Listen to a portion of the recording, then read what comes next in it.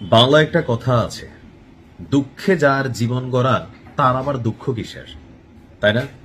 তো এই মুহূর্তে ইরানের যে সার্বিক পরিস্থিতি তৈরি হয়েছে, আমি আসলে ডু অর ডাই ফিলিংসে আছি।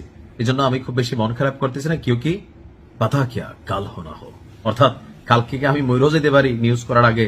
তো যতক্ষণ আসি আপনাদেরকে মনটা একটু ভালো রাখার চেষ্টা করি, বিশেষ করে মধ্যপ্রাচ্যে বা বাংলাদেশে অনেকেই আমার ইরানের নিউজগুলো দেখেন, আমি চেষ্টা করি আপনাদেরকে আপডেট করার জন্য। তো যুদ্ধের ঠিক এই মুহূর্তে এসে, এই পরিস্থিতিতে এসে আমরা ক্যালকুলেশন করছিলাম যে এই যুদ্ধে ইরান আসলে কতটুকু পারফরমেন্স দেখাইতে পারবে, কেননা যাদের বিরুদ্ধে লড়াই তারা খুবই শক্তিশালী একটা পক্ষ। আর এখানে ওই যে থাকে না নেকড়ে, শিয়াল, আরো কয়েকটা থাকে না কাঠকৌটা, এরকম যেগুলো আছে এগুলো কিন্তু সবাই একত্রিত হওয়া শুরু করছে। সো এটা একটু ভারী লড়াই হবে। তো আমরা যখন টেনশনে আসি, ইরান করছে কি আমাদের টেনশন দূর করে দিচ্ছে। ইরানের একটা জিনিস আছে, তেল কম ভাজা মচমচা। জিনিসটা পরীক্ষিত কখন?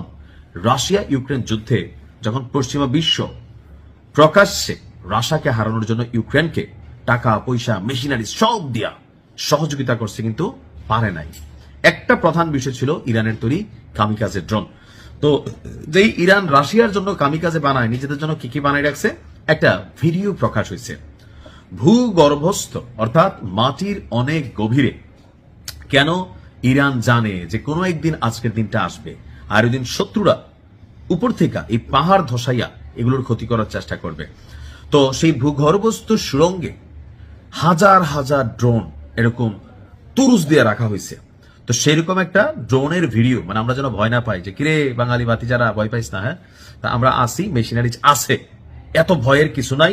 আর বাত্তির মতন গ্যাসে তো দেখছেন হাইপারসোনিক।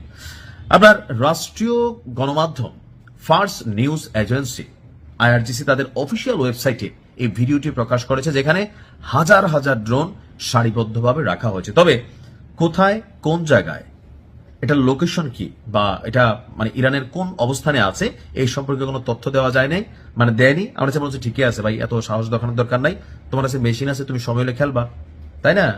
ক্ষমতা থাকেই খেলার জন্য, ইরানের হাতে ক্ষমতা আছে, খেলতে হবে। আপনার হাতে ক্ষমতা আছে, মাঝে মাঝে ক্ষমতা দেখাইতে হবে, নাহলে পাবলিক মনে করবে আপনি বিলাই। আর সারা পৃথিবীতে একটা কথা আছে যে নরম পায় যারে জাপটাইয়া ধরে তারে। So should be like a king, আর ইরান তো অলওয়েজ কিং।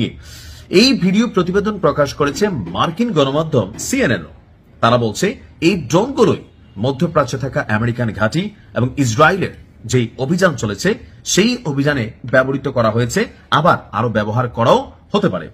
ফার্স্ট নিউজের ভিডিওগুলোতে বলছে ড্রোনগুলো রকেট লঞ্চারের উপর স্থাপিত এবং সুড়ঙ্গের দেয়ালে ইরানের পতাকা ও প্রয়াত সর্বোচ্চ নেতা আমাদের যিনি আছেন বস শাহাদাত বরণ করেছেন তার ছবি, আর যারা লিখেছে যন্ত্রণাদায়ক জবাবের অপেক্ষায় থাকো। আপনি ভাষাটা বুঝছেন তো? যন্ত্রণাদায়ক জবাবের অপেক্ষায় থাকো। কারা? ওই শত্রুরা যারা মধ্যপ্রাচ্যের দালালি করো, যারা পশ্চিমাদের মানে গিরগিটি হিসেবে কাজ করো, ইরানকে ডাবাইতে চাও। আর আমার মনে 2-4টা বাংলাদেশি আছে, এদের জন্য মিনি মিনি এরকম পিচ্ছি পিচ্ছি যদি কিছু ড্রোন বানানো যায়